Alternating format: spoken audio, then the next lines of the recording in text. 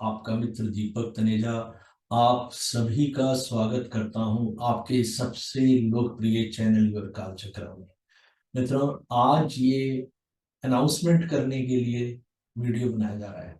ये वीडियो उन लोगों के लिए बहुत ही बढ़िया अपॉर्चुनिटी है जो बढ़िया एक्सपर्ट मेडिकल एस्ट्रोलॉजर बनना चाहते हैं, जो चाहते हैं कि कोई उनके पास अगर अपनी समस्या लेके आए जो हेल्थ रिलेटेड है, वो उसको सही से देख सकें, समझ सकें और उसे ठीक कर सकें। ऐसे सभी लोग जो एक अपना नाम बहुत अच्छा बनाना चाहते हैं एक परफेक्ट मेडिकल एस्ट्रोलॉजर के तौर पे, ये उनके लिए बहुत ही बढ़िया अपॉर्चुनिटी है कि वो नए बैच में जल्दी से ज्वाइन करें और बहुत अच्छे मेडिकल एक्सपर्ट एस्ट्रोलॉजर बने और दुनिया में अपना नाम और पैसा कमाएं।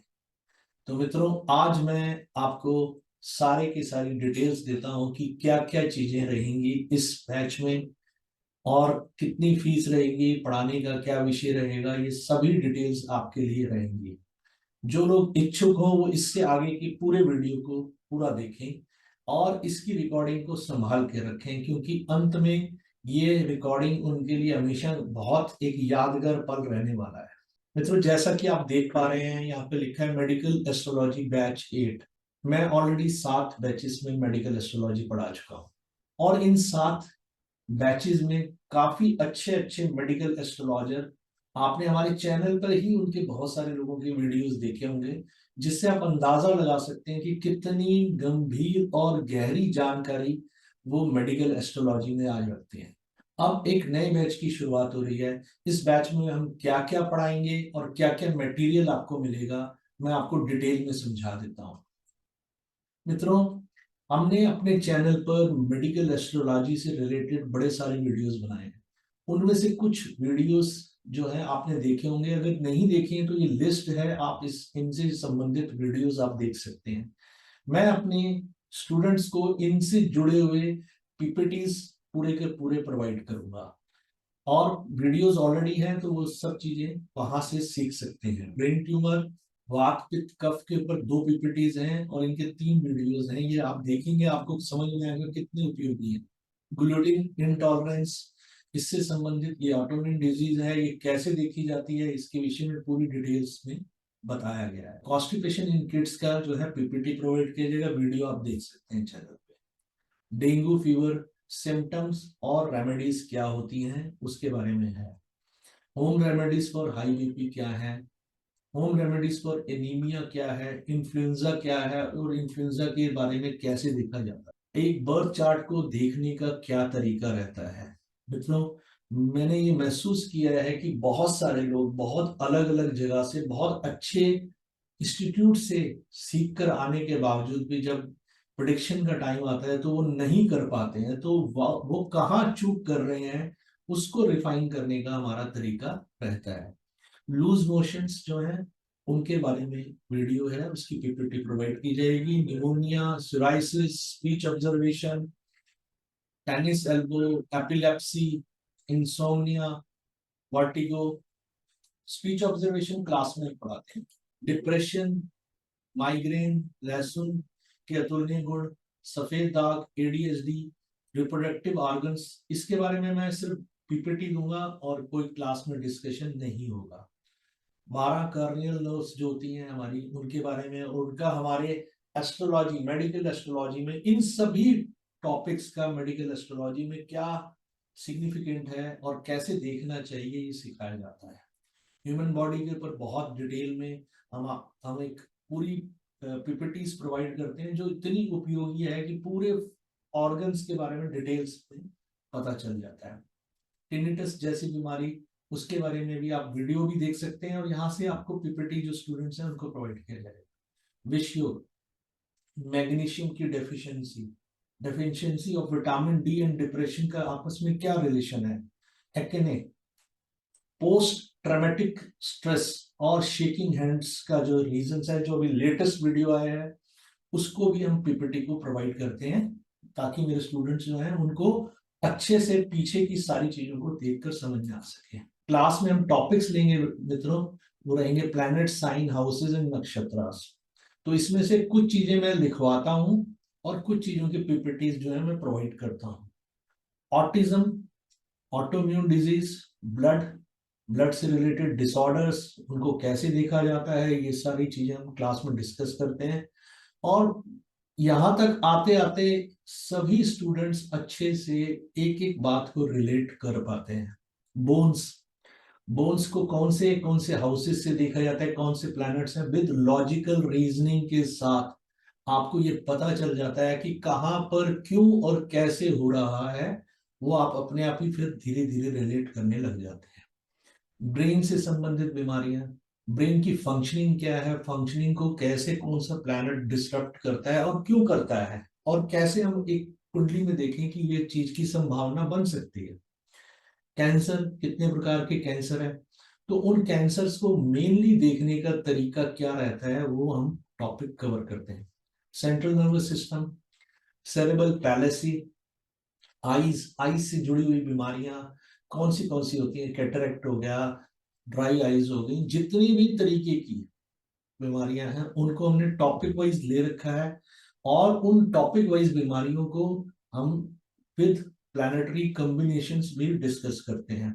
और मैंने महसूस किया है कि अक्सर इन सब चीजों को देखने के बाद कोई अगर आपके पास आता है तो आप उसकी पूरी सहायता कर पाते हैं।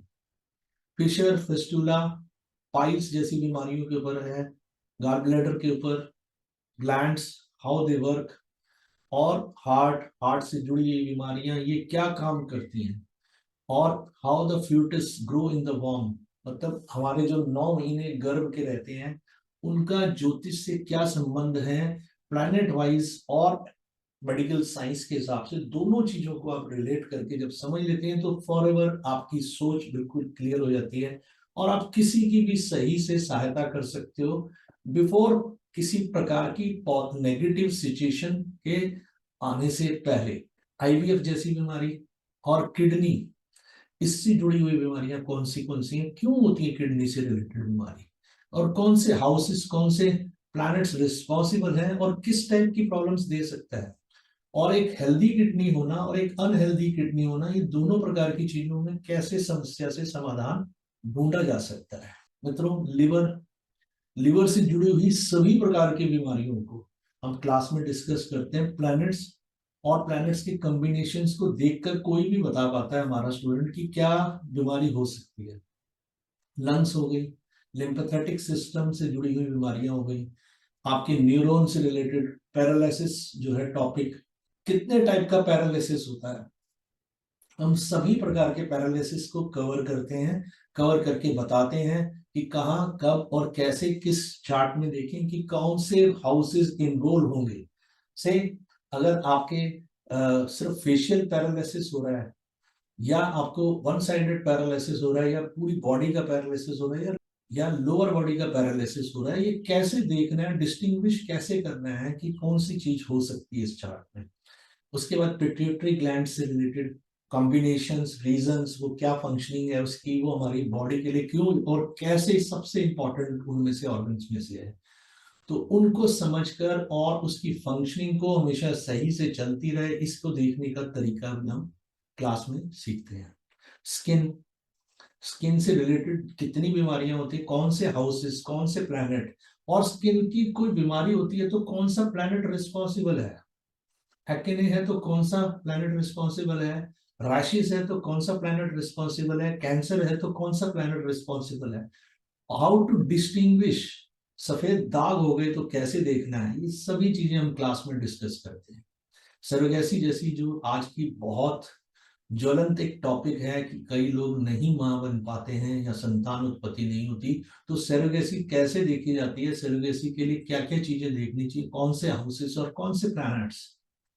और ये मैं विश्वास के साथ कह सकता हूँ जो सेरोगेसी वाला पार्ट है उसको समझने के लिए बहुत ही आसान शब्दों में हम क्लास में डिस्कशन करते हैं, जो बहुत उपयोगी है, और किसी को कहीं पर भी, इवन कोई भी आपका ऑर्गन ट्रांसप्लांट होना है उसको आप सेरोगेसी वाले टॉपिक से पहले ही सीख जाते हो।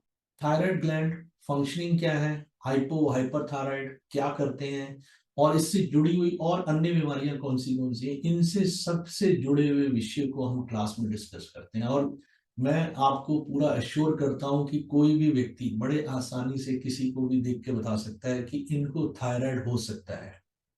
फीमेल प्रॉब्लम्स को हम क्लास में डिस्कस करते हैं, उनको देखने का तरीका सिखाता हूँ। मैं बड़े सारे चार्ट्स देता हूँ प्रैक्टिस के लिए, अराउंड 100+ चार्ट्स देता हूँ प्रैक्टिस के लिए। और बाकी आप लोग जो क्लास में चार्ट्स लाते हैं उनको भी आप लोग अपनी क्लास में ही या अपने जो हमारा ग्रुप डिस्कशन व्हाट्सएप पे चलता है वहां पर प्रैक्टिस करते हैं, उससे आप लोगों का धीरे धीरे अभ्यास खुल जाता है। वेरिकोस वेन्स ये काफी ज्यादा बड़ी बीमारी आजकल बन चुकी है, क्योंकि लोग ओवरवेट होते हैं तो उनको ये बीमारी हो जाती है। तो उसके पीछे के कारणों को देखना समझना और उसको कैसे हम पहले ही इन्फॉर्म कर सकते हैं किसी को कि आप अपने हेल्थ के इस पार्ट पे ध्यान दीजिए, नहीं तो ये वाली बीमारी होने की संभावना डेफिनेट है। जॉइंट्स की प्रॉब्लम होना, बाइपोलरिटी होना, हाइपर या जो आप कह सकते हैं स्प्लिट पर्सनालिटी होना, ये सभी चीजें जो आपको कहीं किसी बुक में नहीं मिलेंगी वो मैं अपनी क्लास में पढ़ाता हूँ। एसेंशियल ट्रेमर्स एक ये बीमारी है जिसमें हाथों में कंपन होती है, जो मैंने अभी वीडियो बनाया है उसमें यहाँ पर काफी डिटेल में उसकी पूरी डिटेलिंग है और उसके ऊपर चार्ट्स भी हैं। प्रैक्टिस करने के लिए मैं 2 चार्ट्स प्रोवाइड करता हूँ, 2 से 3 चार्ट्स मिल जाने के बाद कोई भी इनको कर सकता है।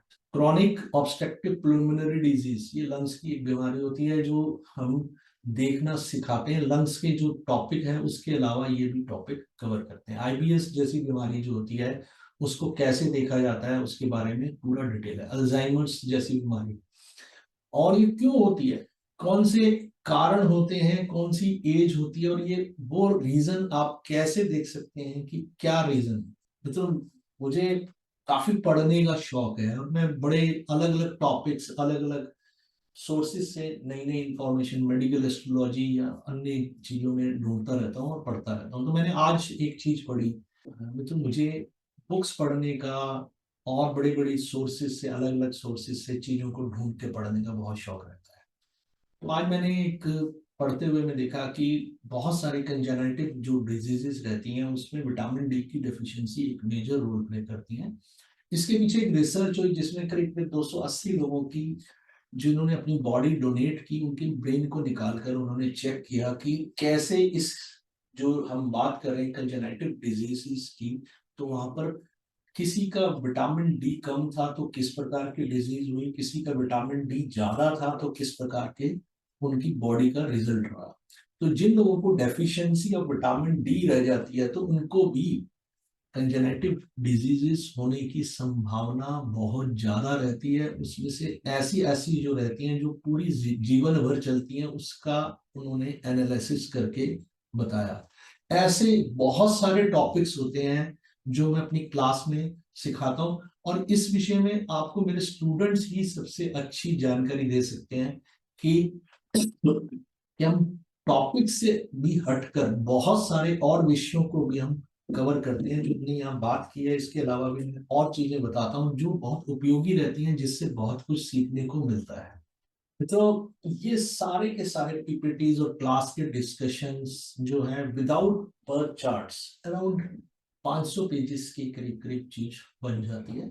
और इन 500 पेजेस के अलावा मैंने एक अपना एक बना रखा है, पीडीएफ बना रखी है मैंने, जो पीडीएफ वेरियस डिजीजेस को कवर करती है, जिसमें लगभग 1000 रोगों को मैंने कवर किया हुआ है, जिसे आप कह सकते हैं रेडी रेकनर टाइप का। मित्रों, हार्मोन्स कैसे होते हैं, कैसे कैसे हार्मोन्स का क्या क्या फंक्शनिंग होती है, और कौन से प्लैनेट से हम किस हार्मोन को चेक करें, ये भी हम पढ़ाते हैं। जन्म से होने वाली बीमारियां और ऐसी बीमारियां जो आपको अपनी जेनेटिक रीजन से हो रही हैं, ये भी केवल हम अपनी क्लास में सिखाते हैं। और ये आपको एश्योर करता हूं कि ये आपको कहीं किसी और किताब में नहीं मिलेगा। With reason, with logic, everything you will get कि क्यों और कैसे हो रहा है। तो ये सभी चीजें, लगभग सारी चीजों का अगर मैं बोलूं कि without birth chart around 750 to 800 pages का मटेरियल ये तैयार हो जाता है, अगर कोई इनको पूरी तरह कंपाइल करता है और सही तरीके से प्रिंट आउट ले लेता है। तो एक बहुत अच्छी बड़ी मोटी किताब बनती है। और नए नए टॉपिक्स में जो और वीडियोस बनाता हूँ तो उनके पीपीटीज भी मैं अपने स्टूडेंट्स को प्रोवाइड करता रहता हूँ। मित्रों, ये क्लासेस जूम पे रहेंगी और रिकॉर्डिंग इनकी मैं प्रोवाइड करता हूँ।